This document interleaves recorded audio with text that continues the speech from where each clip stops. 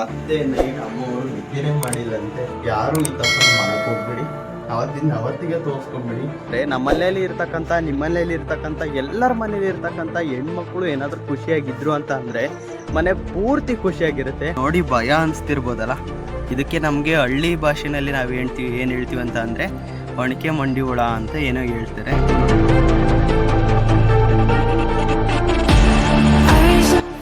Injection ಮಾಡಿಸ್ಲಿಕ್ಕೆ ಟ್ಯೂಬನ್ನು ತಂದುಕೊಟ್ಟೆ, ಮಾಡಿಸೋಕೆ ಒಳಗಡೆ ಹೋಗಿದ್ದಾರೆ. ನಾನು ಇಲ್ಲಿ ಹೊರಗಡೆ ಕುಂತಿದ್ದೀನಿ. ನೋಡಿ ಗೈಸ್ ಹೆಂಗಾಗಿದ್ದಾರೆ ನಮ್ಮ ಮಕ್ಕ ಎಲ್ಲ ಹೆಂಗಾಗೈತಿ. ನಾಳೆ ಬೆಳಗ್ಗೆ ಪಕ್ಕ ಕರ್ಕೊಂಡು ಆಸ್ಪತ್ರೆಗೆ ಹೋಗ್ಲೇಬೇಕು. ಒಂದ್ಸರಿ ಬ್ಲಡ್ ಚೆಕಪ್ ಮಾಡಿದ್ರೆ ಗೊತ್ತಾಗುತ್ತೆ. ಚಂದ ಫ್ಯಾಮಿಲಿ ಎಲ್ರಿಗೂ ಗುಡ್ ಟೇಸ್ಟ್ ಚಾನಲ್ ಮತ್ತೊಂದು ವಿಡಿಯೋಗೆ ನಿಮಗೆಲ್ಲ ಪ್ರೀತಿಯ ಸ್ವಾಗತ.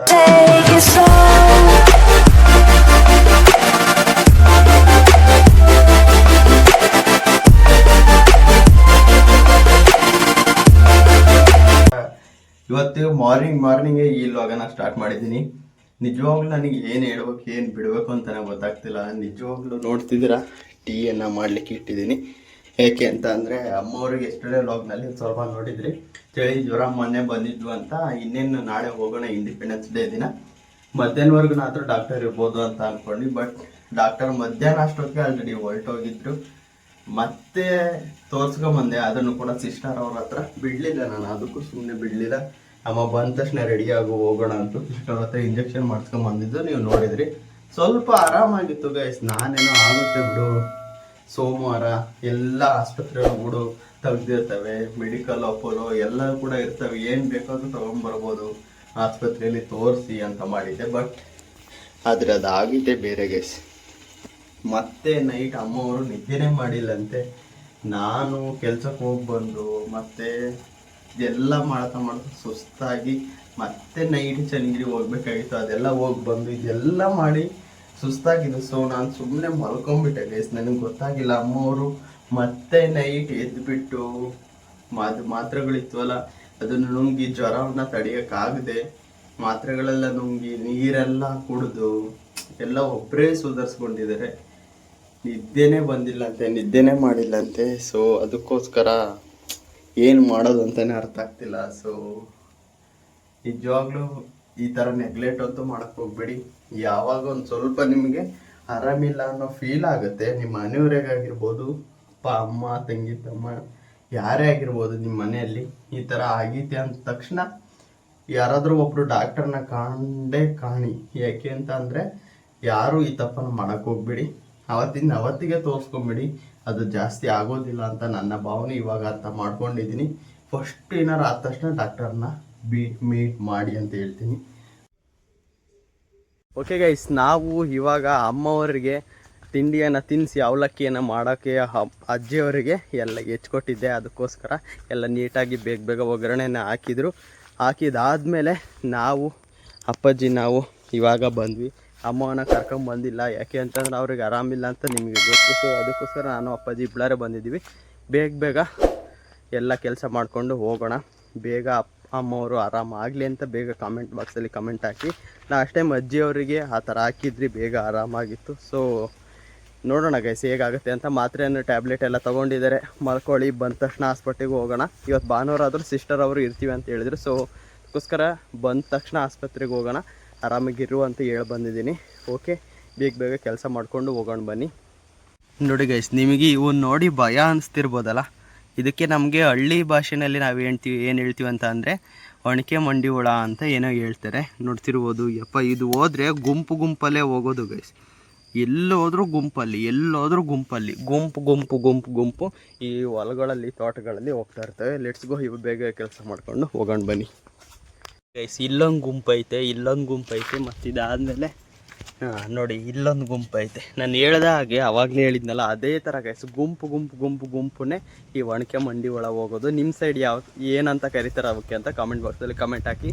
ನೋಡಿ ಗೈಸ್, ಈ ಪಪ್ಪಾಯ ನೋಡಿದರೆ ನನಗೆ ತುಂಬ ಇಷ್ಟ ಪಪ್ಪಾಯ ಅಂತೂ. ನೋಡಿದರೆ ಒಂದು ತಗೊಂಡೋಗೋಣ ಅಂತ ಅನಿಸ್ತೈತೆ. ಬಟ್ ಇನ್ನೊಂದು ಸ್ವಲ್ಪ ಹಣ್ಣು ಆಗಬೇಕು, ಅದು ಆಗಲಿ ಅಂತ ಬಿಟ್ಟಿದ್ದೀನಿ. ಮತ್ತು ಇನ್ನೊಂದು ಮರ ಐತೆ ನೋಡಿ, ಇಲ್ಲಿ ಇದೆ. ಇದ್ರೊಳಗಡೆ ಯಾವ ಥರ ಇದೆ ನೋಡಿ. ಎಷ್ಟೊಂದು ನೋಡಿ ಪಪ್ಪಾಯ, ಸಾಕಾಗಿದ್ದಾವಲ್ಲ. ಮೇಲಿನೂ ಕೂಡ ಬಿಡ್ತಾ ಇದ್ದಾವೆ, ಇಲ್ಲೂ ಕೂಡ ಎಷ್ಟೊಂದಿದ್ದಾವೆ ನೋಡಿ. ಯಾವುದಾದ್ರೂ ಇದ್ದರೆ ಒಂದು ಸ್ವಲ್ಪ ಹಣ್ಣು ಥರ ಆಗಿದರೆ ಆಮೇಲೆ ತೊಗೊಂಡು ಹೋಗೋಣಂತೆ. ಬನ್ನಿ ಬೇಗ ಬೇಗ ಕೆಲಸ ಮಾಡಿಕೊಂಡು ಹೋಗೋಣ. Let's go.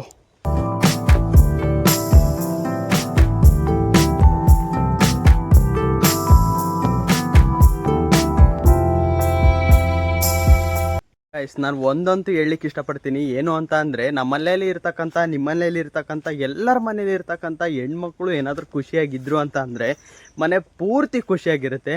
ಯಾಕೆ ಅಂತ ಅಂದರೆ ಅವರು ಓಡಾಡ್ತಾ ಇರ್ತಕ್ಕಂಥದ್ದು, ಅದೇ ಗೆಜ್ಜೆ ಶಬ್ದ ಆಗಿರ್ಬೋದು, ಅದು ಓಡಾಡ್ತಾ ಇರಬೇಕು, ಅವ್ರು ಪಟ ಅಂತ ಮಾತಾಡ್ತಾ ಇರಬೇಕು, ಮನೆಯೆಲ್ಲ ಕ್ಲೀನ್ ಮಾಡ್ಕೋತಾ ಇರಬೇಕು, ನಮ್ಮ ಮನೆಯೆಲ್ಲ ನಗಿಸ್ತಾ ಇರಬೇಕು. ಅದಕ್ಕೆ ಹೇಳೋದು, ಮನೇಲಿರ್ತಕ್ಕಂಥ ಲಕ್ಷ್ಮಿ ಏನಾದರೂ ಖುಷಿಯಾಗಿದ್ದರು ಅಂತ ಅಂದರೆ ಮನೇಲಿರ್ತಕ್ಕಂಥ ಎಲ್ಲರೂ ಕೂಡ ಖುಷಿಯಾಗಿರದೇ ಇರ್ತಾರೆ, ಆಲ್ಮೋಸ್ಟ್ ಇದ್ದೇ ಇರ್ತಾರೆ. ಯಾಕೆ ಅಂತ ಅಂದರೆ ನಮಗೇನಾದರೂ ಆಯಿತು ಅಂತ ಅಂದರೆ ಅವರು ಎಷ್ಟು ಬೇಗ ನಮ್ಮನ್ನು ಕೇರ್ ಮಾಡ್ತಾರೆ, ಎಷ್ಟು ಬೇಗ ನಮ್ಮನ್ನು ಚೆನ್ನಾಗಿ ನೋಡ್ಕೋತಾರೆ, ಹೌದಲ್ವಾ? ನೀವೇನಾದರೂ ಗಂಡು ಮಕ್ಕಳಿಗೆ ನಿಮ್ಮ ಕಷ್ಟವನ್ನು ಹೇಳ್ಕೊಂಡು ನೋಡಿ, ಮತ್ತು ಅದೇ ನಿಮ್ಮ ಕಷ್ಟವನ್ನು ಒಂದು ಹೆಣ್ಣಿಗೆ ಹೇಳಿ ನೋಡಿ, ಎಷ್ಟು ಕೇರ್ ಮಾಡ್ತಾರೆ, ಎಷ್ಟು ನಿಮ್ಮನ್ನು ಎಷ್ಟು ನಗಿಸ್ಲಿಕ್ಕೆ ಎಷ್ಟು ಆಲ್ಮೋಸ್ಟ್ ಟ್ರೈ ಮಾಡ್ತಾರೆ ಅಲ್ವಾ? ಅದಕ್ಕೋಸ್ಕರ ಏನೇ ಆಗಲಿ ಏನೇ ಬಿಡಲಿ, ನಾನು ಹೇಳೋದೊಂದು ಏನು ಅಂತ ಅಂದರೆ ನಿಮ್ಮನೇಲಿ ಇರ್ತಕ್ಕಂಥ ಹೆಣ್ಮಕ್ಳನ್ನ ಚೆನ್ನಾಗಿ ನೋಡ್ಕೊಳ್ಳಿ, ಹೆಣ್ಮಕ್ಳನ್ನ ಖುಷಿಯಾಗಿ ನೋಡ್ಕೊಳ್ಳಿ. ಆಗಿದ್ದರೆ ನಿಮ್ಮ ಮನೇಲಿರ್ತಕ್ಕಂಥ ಎಲ್ಲರೂ ಕೂಡ ಖುಷಿಯಾಗಿ ಇದ್ದೇ ಇರ್ತಾರೆ ಅಂತ ನಾನು ನಂಬಿದ್ದೀನಿ. ಇದು ಹೇಗೆ ಗೊತ್ತಾಯಿತು ಅಂತ ಅಂದರೆ ನಮ್ಮ ಮನೇಲಿ ಇವಾಗ ನಮ್ಮ ಅಮ್ಮಗೆ ಆರಾಮಿಲ್ಲ, ನಮ್ಮ ಅಮ್ಮನೇ ಮೇನ್ ಅಲ್ವಾ ನಮ್ಮ ಮನೆಗೆ. ಸೊ ಅವರಿಗೆ ಆರಾಮಿಲ್ಲ ಅಂತ ಅಂದರೆ ಮನೇಲಿ ಎಲ್ಲರಿಗೂ ಕೂಡ ಆರಾಮಿಲ್ಲ ಅನ್ನೋ ಥರನೇ ಫೀಲ್ ಆಗ್ತಿದೆ. ಅದಕ್ಕೋಸ್ಕರ ನಾನು ಇದನ್ನು ಬಿಲೀವ್ ಮಾಡ್ತಾಯಿದ್ದೀನಿ. ನಿಮ್ಮ ಮನೇಲಿ ಇರ್ತಕ್ಕಂಥ ಹೆಣ್ಮಕ್ಳನ್ನ, ಗಂಡು ಮಕ್ಕಳಾದವರು ಚೆನ್ನಾಗಿ ನೋಡ್ಕೊಳ್ಳಿ. ಅವರು ಖುಷಿಯಾಗಿ ಏನಾದರೂ ಇದ್ದರು ಅಂತ ಅಂದರೆ ಮನೆ ಪೂರ್ತಿ ಖುಷಿಯಾಗಿರುತ್ತೆ. ಖುಷಿ ಇತ್ತು ಅಂತ ಅಂದರೆ ನಿಮ್ಮ ಜೀವನವೂ ಕೂಡ ಚೆನ್ನಾಗಾಗುತ್ತೆ. ಜೀವನ ಚೆನ್ನಾಗಿತ್ತು ಅಂತ ಅಂದರೆ ನೆಮ್ಮದಿ ಆಟೋಮೆಟಿಕಲಿ ಇದ್ದೇ ಇರುತ್ತೆ ಅಂತ ನಾನು ನಂಬಿದ್ದೀನಿ. ಅದಕ್ಕೋಸ್ಕರ ತಪ್ಪದೆ ನಿಮ್ಮ ಹೆಣ್ಮಕ್ಳನ್ನು, ನಿಮ್ಮ ಮನೇಲಿರ್ತಕ್ಕಂಥ ಹೆಣ್ಮಕ್ಳನ್ನ ಚೆನ್ನಾಗಿ ನೋಡ್ಕೊಳ್ಳಿ. ಇಷ್ಟೇ ಹೇಳಲಿಕ್ಕೆ ಇಷ್ಟಪಡೋದು. ಇದ್ರ ಬಗ್ಗೆ ನಿಮ್ಗೆ ಏನು ಅನ್ಸುತ್ತೆ ಕಾಮೆಂಟ್ ಮಾಡಿ ಗೈಸ್, ಆಯಿತಾ? ನೋಡಿ ಗೈಸ್, ಪೇಂಟರ್ ಅವರ ಜೀವನ ಎಷ್ಟು ಕಷ್ಟ ಅಂತ. ಯಪ್ಪ ಮೇಲೊಬ್ರು ಹಿಡ್ಕೊಂಡಿದ್ದಾರೆ, ಕೆಳಗಡೆ ಜೀವದ ಮೇಲೆ ಆಸೆ ಬಿಟ್ಟು ಅವರು ಕೆಲಸ ಮಾಡ್ತಿದ್ದಾರೆ, ಪೇಂಟ್ ಹೊಡಿತಿದ್ದಾರೆ. ಎಲ್ಲರ ಕೆಲಸನೂ ಅಷ್ಟೇ ಗೈಸ್, ಓಕೆನಾ? ಅವ್ರವ್ರ ಕೆಲಸ ಅವ್ರವ್ರಿಗೆ ಕಷ್ಟ ಇರುತ್ತೆ, ಯಾವುದು ಮೇಲೂ ಅಲ್ಲ, ಯಾವುದು ಕೀಳು ಅಲ್ಲ, ಆಯಿತಾ? ನೀವು ಅವರು ಮಾಡಿರ್ತಕ್ಕಂಥ ಕೆಲಸವನ್ನು ನೋಡಿ ಅಯ್ಯೋ ಇವ್ರು ಈ ಕೆಲಸ ಮಾಡ್ತಾರೆ, ಆ ಕೆಲಸ ಮಾಡ್ತಾರೆ ಅಂತ ಯಾವುದೇ ಕಾರಣಕ್ಕೂ ಹೇಳೋಕ್ಕೆ ಹೋಗ್ಬೇಡಿ. ಅವ್ರವ್ರ ಕೆಲಸ ಅವ್ರವ್ರಿಗೆ ಹೆಮ್ಮೆ ಇರುತ್ತೆ, ಮತ್ತು ಅವ್ರವ್ರ ಕಷ್ಟ ಅವ್ರವ್ರಿಗೆ ಗೊತ್ತಿರುತ್ತೆ. ಯಪ್ಪ ನೋಡಿ, ಏನಾದ್ರು ಅಕಸ್ಮಾತ್ ಮೇಲವನು ಬಿಟ್ಟ ಅಂತ ಅಂದರೆ, ಕೈ ಬಿಟ್ಟರು ಅಂತ ಅಂದರೆ ಕೆಳಗಡೆ ತಗಡು ಇಲ್ಲ, ಏನೂ ಇಲ್ಲ, ಬಿದ್ದರೆ ಕಾಲು ಕೈ ಎಲ್ಲ ಮುರಿದೋಗ್ತವೆ, ಹೌದಾ? ಪೇಂಟರ್ಸ್ಗೆ ಒಂದು ರೆಸ್ಪೆಕ್ಟ್ ಸೆಲ್ಯೂಟ್ ಮಾಡ್ತಿದ್ದೀನಿ. ಓಕೆ ಗೈಸ್, ನಾನು ಕೆಲಸದಿಂದ ಬಂದ ತಕ್ಷಣ ಅಮ್ಮನ್ನ ಆಸ್ಪತ್ರೆಗೆ ಕರ್ಕೊಂಬಂದೆ. ಭಾನುವಾರ ಮಧ್ಯಾಹ್ನವರೆಗೂ ಇರ್ತೀವಿ ಬನ್ನಿ ಅಂತ ಹೇಳಿದರು. ಬಟ್ ಸಿಸ್ಟರ್ ಅವರು ಇಲ್ಲೇ ಎಲ್ಲ ಹೋಗಿರ್ಬೋದು ಮೋಸ್ಟ್ಲಿ.